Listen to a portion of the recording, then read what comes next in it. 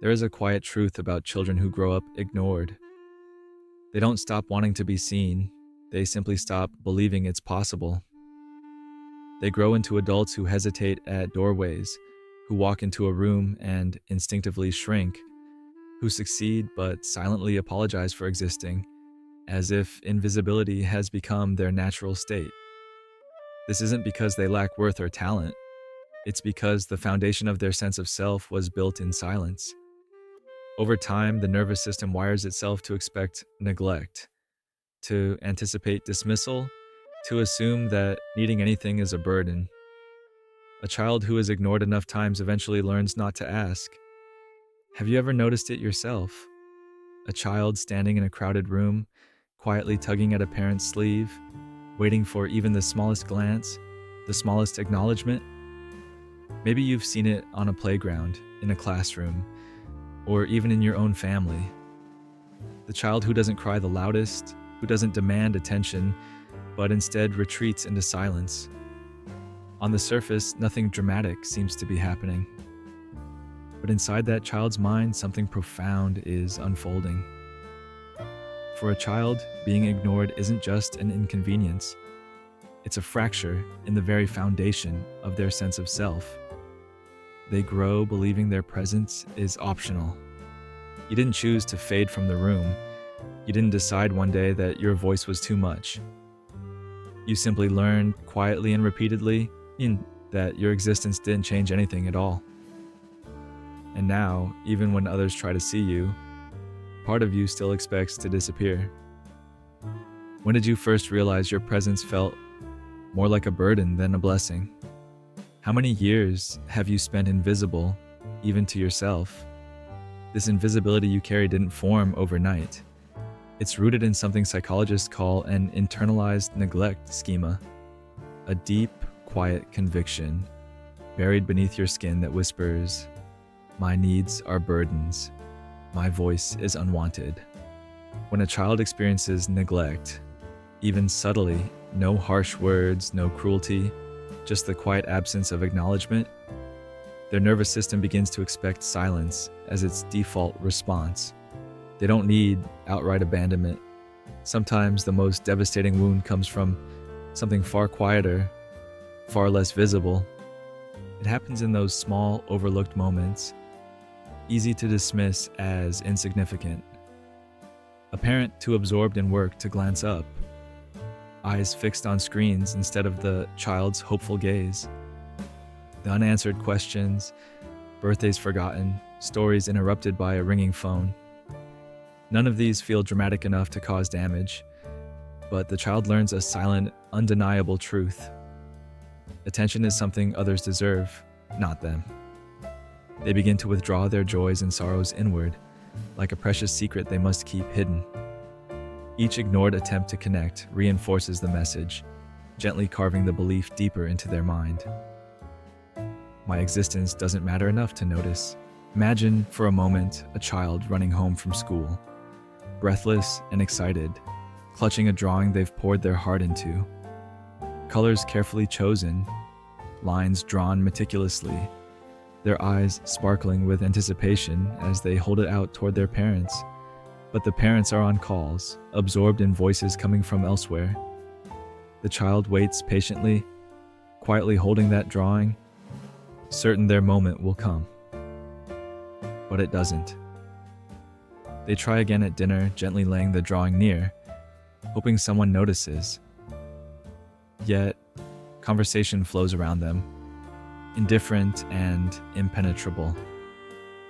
Eventually, with quiet resignation, the child slips away to their room, carefully sliding the drawing into a drawer that slowly fills with unseen masterpieces. The excitement fades into silence, replaced by the ache of invisibility, by a belief quietly forming beneath their ribs. It's safer not to expect anything at all. And so begins their quiet, unseen adaptation. They master the art of invisibility, concealing joy, pride, and even pain beneath a carefully crafted silence. Without a genuine connection, without the consistent mirroring every child needs to validate their worth, they lose the ability to regulate their own emotional landscape. Their nervous system becomes fragile, easily unsettled, quick to retreat at the slightest hint of rejection. They move through life perpetually bracing for dismissal, convinced their emotions are excessive and their needs intrusive. Like a mirror left untouched in a forgotten room, they gather dust year after year. No one pauses to look, no one reaches out to wipe the glass clean.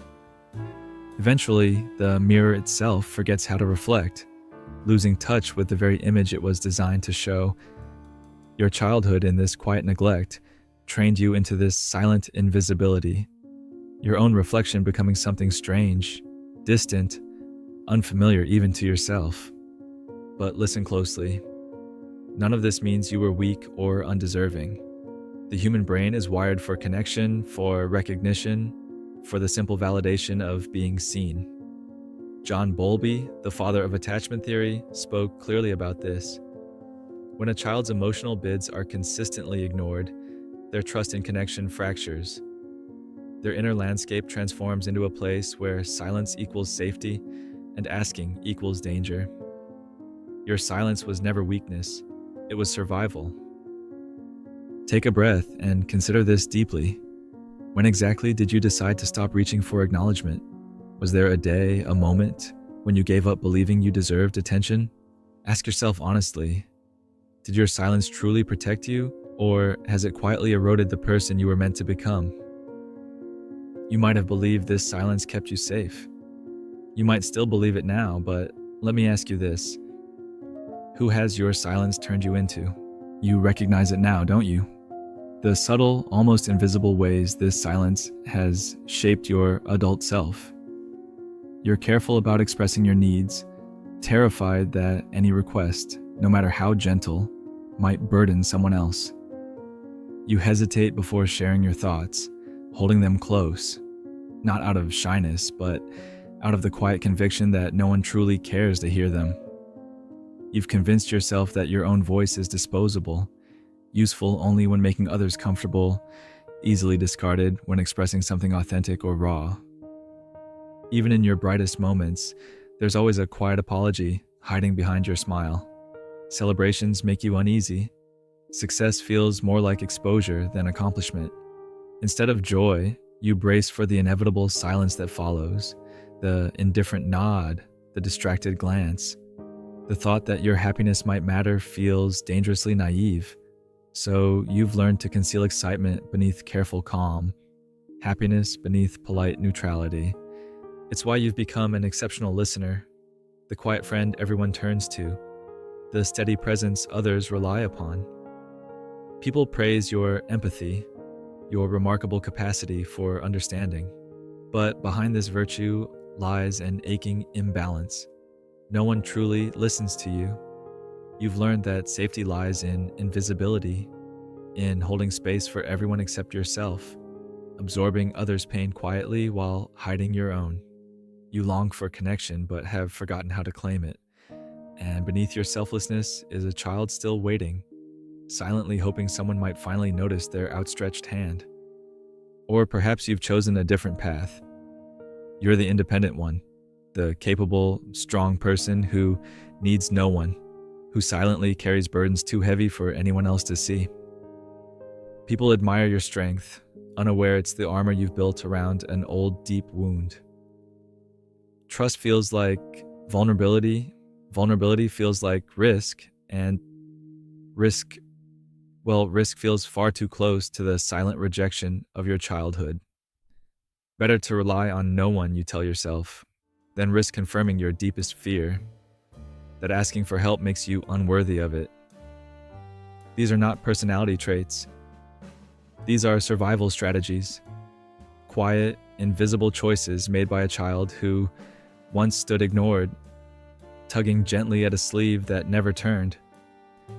The child who learned too early, too painfully, that silence was safer than disappointment, that hiding was easier than rejection. You haven't changed. You've simply mastered the art of hiding the child who still waits quietly, hoping for a glance, a nod, some sign they matter. In attachment theory, John Bowlby explains clearly what you felt, but perhaps never named. Our deepest fears and patterns don't arise by chance. We were programmed to expect them long ago. Your fear of rejection isn't irrational. It's embedded deeply within you, wired into your nervous system by countless silent dismissals. Your adult behaviors, people-pleasing, hyper-independence, quiet resignation, aren't random choices. They're echoes of an old wound, proof of the child's survival instinct still guiding your life today. Imagine a room full of people, laughter and warmth filling the space. In the corner sits an empty chair, always there, always waiting for you. But you've never gathered the courage to sit down. It's the chair reserved for your authentic self, the space where your true voice is heard clearly, without apology. Yet something stops you every single time. The thought of claiming your rightful place feels dangerous, exposing you to disappointment you've spent a lifetime trying to avoid. And so, the chair remains untouched, and you remain quietly standing, invisible, yet longing, year after year. Here's the harsh truth. Silence isn't protecting you anymore. It's erasing you, slowly hollowing you out from the inside. The protective shell that once kept you safe is now keeping you trapped. Your kindness, your quiet strength, your fierce independence, these beautiful qualities began as strategies of survival. But survival isn't living. Surviving is simply enduring the silence, day after day, year after year. As you fade deeper into your own invisibility, ask yourself this: what might happen if, just for a single day, you stop shrinking yourself down? What if, instead of quietly stepping aside, you chose to sit in that empty chair, claim the space that's always belonged to you? What would you finally see if you allowed yourself, even briefly, to exist fully without apology? Here's the gentle yet powerful truth about healing. It's never been about fixing yourself because you were never truly broken. Healing is about daring to sit quietly with the wounds you've carried, looking directly at them and whispering softly, "This mattered. It was real, and yes, it still hurts." The bravest act you can perform right now isn't a grand gesture. It's a quiet acknowledgement of your own story, exactly as it is. Imagine again that child whose drawer became a silent gallery, filled with unseen paintings and quiet masterpieces. Picture that child, maybe it's you, finally pulling open the drawer, gently lifting out each forgotten drawing, carefully placing them onto the walls one by one. Not because someone finally noticed, not because someone finally asked, but simply because they deserve to be seen. For the very first time, that child steps back and truly sees the colors, the shapes, the emotions they've expressed. Standing alone in that quiet room, a small but genuine smile forms. The smile of someone who finally understands.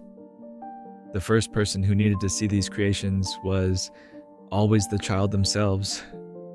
And perhaps that's the deepest insight you can carry forward. The acknowledgement you've quietly waited for must always begin from within. It happens in small moments, practical moments you can touch and feel. Moments like allowing yourself to celebrate a small victory without immediately dismissing it as insignificant. Moments like gently voicing a need or a feeling, even if no one else seems ready to hear it yet. Moments like offering yourself the very compassion you've freely given to others, because the raw, unchanging truth is this: you've never needed permission to exist fully. Your existence itself has always been complete. No conditions, no approvals required. You matter simply because you're here, breathing, alive. Your voice, your presence, they've always been enough, exactly as they are. So, pause for a moment today, right now. Look deeply within yourself and quietly consider this. If you stop shrinking down, if just for a single day you gave yourself permission to take up the space you've always deserved, what parts of you would finally come to life? If any part of your story has resonated here, perhaps you're ready now. ready to gently step out of that familiar invisibility and into the quiet strength of seeing yourself clearly. If these words reached you somewhere deep and quiet within, I warmly invite you to subscribe and stay with this journey. Explore the other videos here, each one created as a quiet, compassionate mirror, offering you space to finally see yourself reflected clearly. Perhaps today, together, we can begin to honor that quiet, unseen child within.